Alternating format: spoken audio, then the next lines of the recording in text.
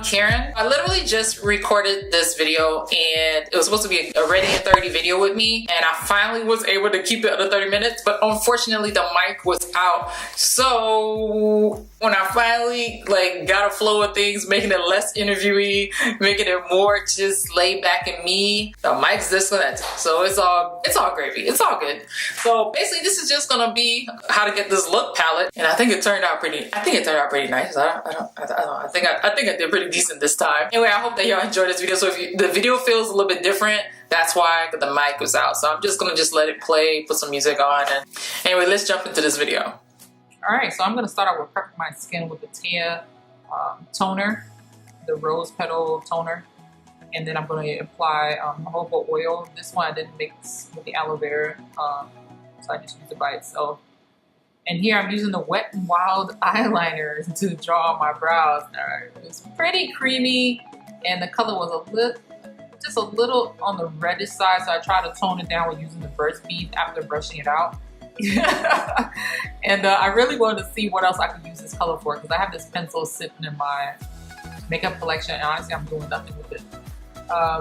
Here, this is a BHCOSMETICS. This is the cream foundation. I'm using in 736 and 728 to shape out my brows. Just make sure you blend out the top or get it closer to a closer color.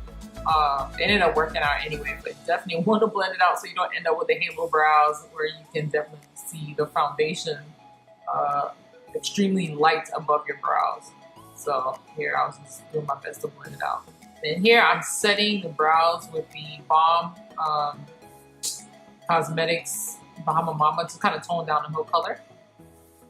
And here I'm just setting the upper part of my brow / crease area, that color. And I didn't set the cream, by the way, so I'm just using the eyeshadow to actually set everything. This, I'm using it in the crease, and if some of it gets on the lid, that's fine. I'm just blending. And here, I'm gonna go to the main lid color. I have to say I was really surprised that this lid color looked more on the natural side, and I'm sure it had to do a lot with the way I placed it versus, you know, making it look like a more extreme look. And I think that's what usually scares me when it comes to colors. Is either, for me anyway, I'm usually concerned about not making it look too draggy, too crazy to the point where I can't really wear it. And here I'm using the shimmer in the corner and the crease, which is something I did last time when I did the Bare Minerals video. And I really like the way it looks when you blend out shimmer in your crease. It's kind of crazy, but I really like it. And I was using the shimmer on the bottom lids as well. And here I'm just blending out the edges, using that color to blend out the edges to make it look a lot more seamless. But what was crazy, this look wasn't actually that difficult. It was actually pretty easy. The main part was just really focusing on the lid color, and it really worked with the crease colors because the colors weren't too far off, you know what I mean? So here I'm highlighting with this color, and this color is gorgeous. I really want to use it for more looks. And here I'm wetting the main lid color because I was trying to really get it to show up a little bit more. And even though you can pretty much see it very well, I just wanted to show up a little bit more. And because of that, then I had to end up darkening the crease a little bit more too. It looked like the lids were too dark compared to that. And here I'm just blending it up, trying to remember to blend up closer to my brow, or at least midway. And then here I'm using the BURT'S bead foundation. And honestly, I wish I would have thought to have used this brush before, using this big brush to hurry up and get through applying your makeup. And honestly, I think that's probably one of the biggest issues, is you don't want to spend all day on your foundation. And lo and behold, I was been using this It's Cosmetics Better Than Skin, It's Better Than Your Skin. And it's not a concealer. I was wondering why I was creasing underneath the eye so bad. Yeah, after I did this look, actually 2 looks that I did with it, and I was wondering why, and I realized today, as I applied it on today, that it's not foundation. So anyway, I'm using the BURT'S bead mattifying foundation to set all over, and I just switched to a bigger brush. And then here I'm using the BHCOSMETICS press powder in 240. And one thing I've been doing more is not just leaving it in the places it's supposed to go. After applying it and getting all the color off the brush, I take whatever's left on it and actually start to blend over the lighter areas that I applied the highlight shade, the BURT'S, to make it look more seamless and more like actual skin.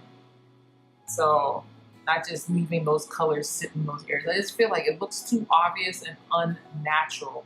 So that's been my way of like fading it in, and it kind of gives it more of a natural gradient effect of the colors, you know, naturally moving from one tone to another. And here I'm using that initial peach color on my cheeks, on the apples of my cheeks, and then I'm actually going to go back and use the darker shade, which is really, really beautiful, to act more as a contour. So I'm going to put it more towards the back part of my cheeks. You see here? And then what happened was I felt like it looked a little too dark for me. So I went back over it with the BURT'S Almond Mattifying Foundation, and I went ahead and rebronzed a little bit more too with the BHCOSMETICS pressed powder in 240. And that just helped it just look seamless. So if you run into that issue with blush, if you didn't already know about that, yeah. And this is the toner I'm spraying all over again, just to kind of make everything melt together. And of course, I cannot put on mascara. Every time I put on mascara without curling my lashes, it just doesn't no justice. So it just does. And I would say this: if you're doing mascara and you're doing bright looks like this that are bold, and you don't want to wear lashes, work on your mascara game. Because I'm telling you, once I started realizing like I had to learn how to work on it, it just made a whole difference. And here, of course, I'm trying to hide the mascara for the more work in mascara game. I ended up having to use concealer to cover it up and then reapply the lid color again just to hide it. I should have just went and gotten some Q-tips and then rubbed it off. But yeah, I was too lazy to go back to my desk to go and get some out. So this is me getting out the last of the eyeshadow. And then here I'm using the Chestnut lip liner along with the Milani lipstick. Honestly, I don't know. I thought these lipsticks were a lot better. I didn't like the way it went on. It didn't go on smooth and creamy like I remembered. I was kind of disappointed with that. And here I'm just blending in a little bit more of the shimmer, and I actually finished 19 seconds before the 30-minute timer was up. So pretty stoked about that. Anyway, I just want to say thank y'all so much for watching. I hope that y'all enjoyed watching me do this tutorial. Maybe it's something that you would like to wear. I know like wearing bright colors is not for everybody, and finding a nice way to wear it is like so important. So for me, I'm glad, like I love doing these type of videos because they really help me to see, okay Karen, you can stop stepping out of your neutral comfort zone and play around with some colors, you know what I mean? So anyway, thank y'all so much for watching, and I'll talk to y'all soon. Bye.